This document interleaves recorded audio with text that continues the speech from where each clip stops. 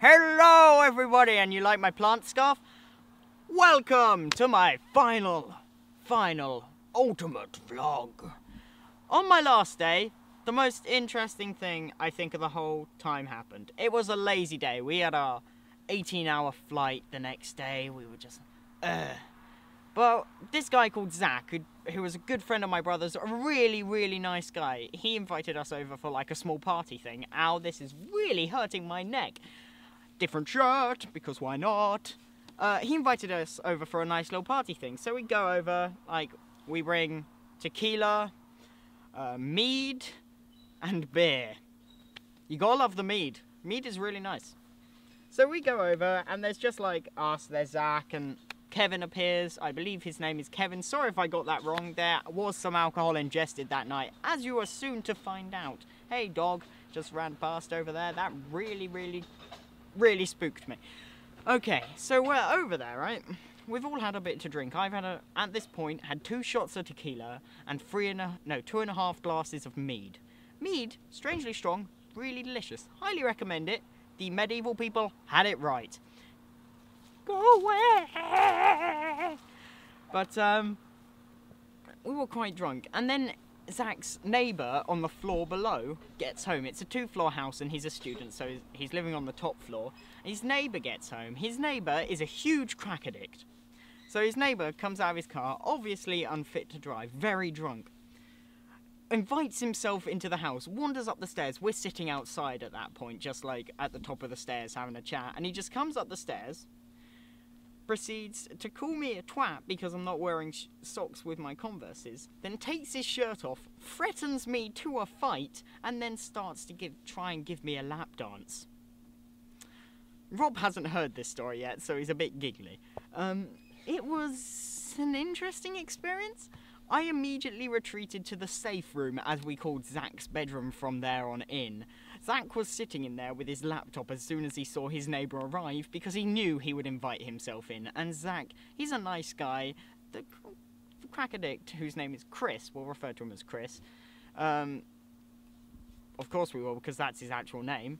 Well, he's a nice guy too, but of course a bit off his trolley, to put it nicely.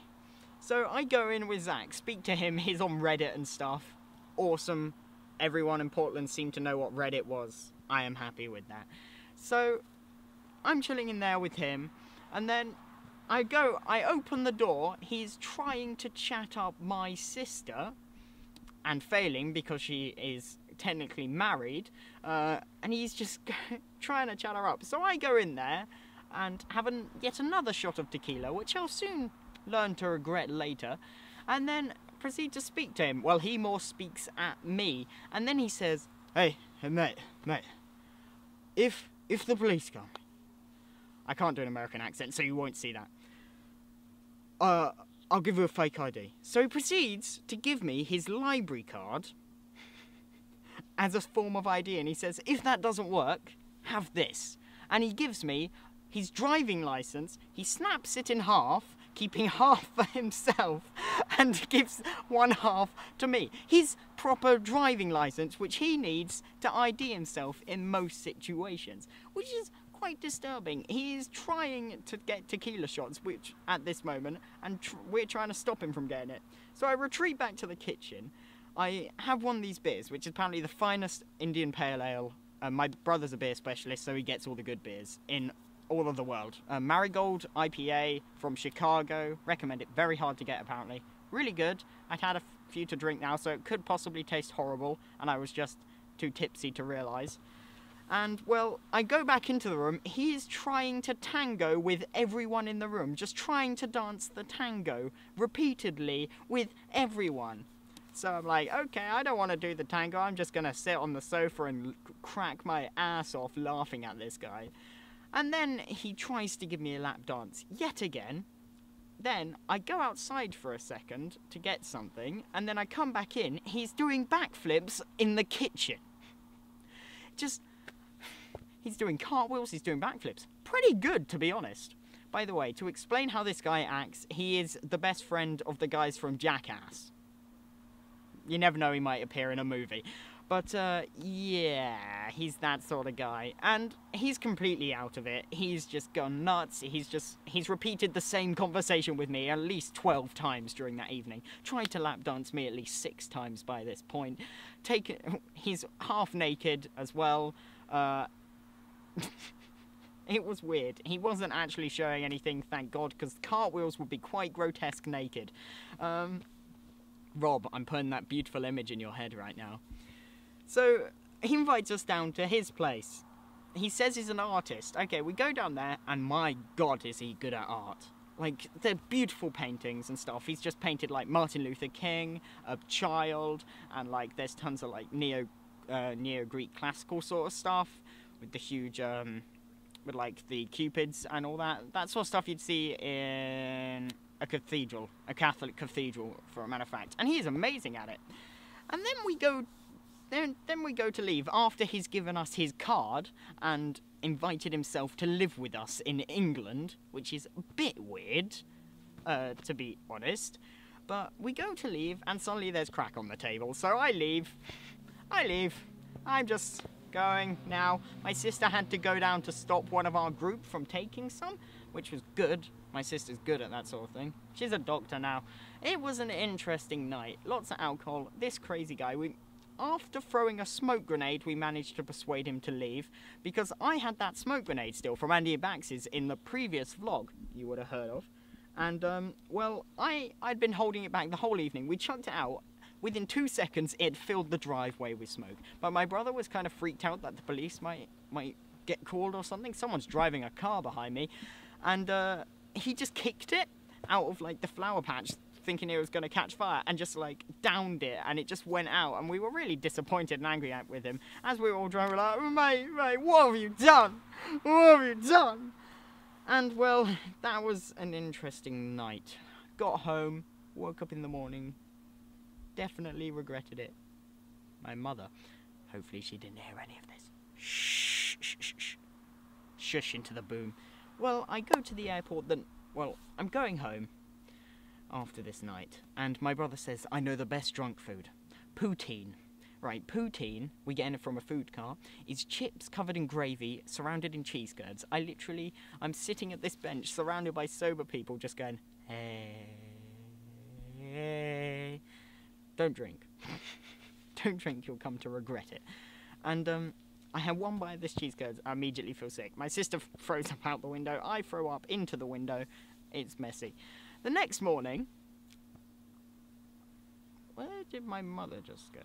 The next morning, I go to the airport, and I'm fine. I'm fine. I'm feeling a bit ill. I've drunk a litre of water, eaten a lot of bread, and as you're meant to do, apparently, that's what I've been told. I was following orders, and then I just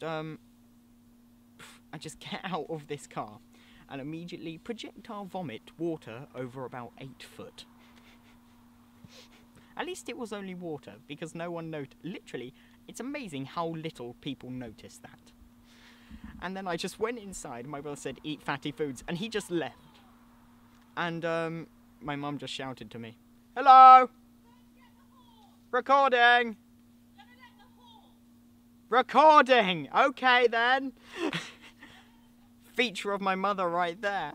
Haha! Doesn't understand the term recording, or is slightly deaf. I can't tell. Well, anyway, so I'm at this airport, so I just sit down for ages, like, if the TSA find out I'm drunk, which is the Transport Services Authority in America. Apparently they're really strict. I didn't really experience that, other than having my fingerprints taken and eyes scanned and all that shit they have in America. A bit OTT. I understand 9/11 and all that, but it's a bit of an overreaction. Now there's going to be an argument in the comments about 9/11. So I just sit there for ages and go, don't look drunk, don't look drunk. Don't look still like you're drunk. So I go inside and immediately go for Panda Express, because he told me to eat fatty foods. I'd heard so much about the lemon chicken at Panda Express from YouTubers like Jesse Cox and Total Biscuit and all that. And my God, is Panda Express a great idea. A takeout food, fast food stop for Chinese food. It's great. I wish all McDonald's was Chinese food. That's awesome. Anyway, that was delicious. The plane journeys were really interesting, and... well, interesting as in I stopped off in Dallas and ate this place which claimed to be the best barbecue food in Texas, which turned out they gave me a thin bap, some shredded shitty barbecue stuff, and a mix of gherkins, onions, and jalapenos on a side dish, and all I had to eat it was with a spoon. That was interesting. They'd ran out of cutlery, like the shitty plastic cutlery. It just sucked, the food there. Don't go to this barbecue, the center barbecue food place in Texas, in Dallas-Fort Worth International Airport. Instead, go and get some iced coffee, because that shit's delicious. Delicious? Delicious, because I got addicted to that on holiday, and it's good. So, I got home fine and okay, as you can currently see. Thank you for watching. Au revoir, mon ami. Thanks for watching these series of vlogs. Thanks to Rob, my boom and camera operator. You might have noticed a boom or some sound stuff going wrong in some earlier vlogs. That's because this is all a long learning process of how to use it, because Rob, you got this like this morning, didn't you, or something? Yep, this morning. So this is all an awesome experience for both of us. So thanks for watching. And